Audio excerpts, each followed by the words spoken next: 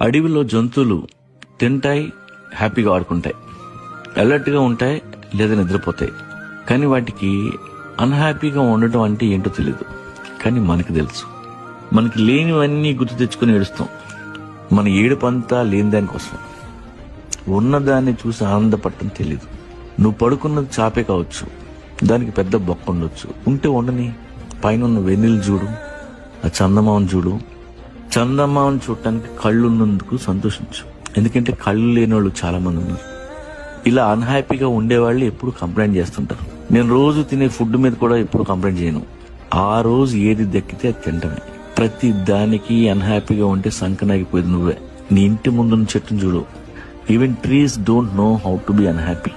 నవ్వుతూ ఉంటాయి, నీడనిస్తాయి, పండునిస్తే తప్ప గాలిచ్చి కొమ్మలు ఇరిగిన, గొడ్డలతో నరికిన దే నెవర్ ఎవర్ కమ్.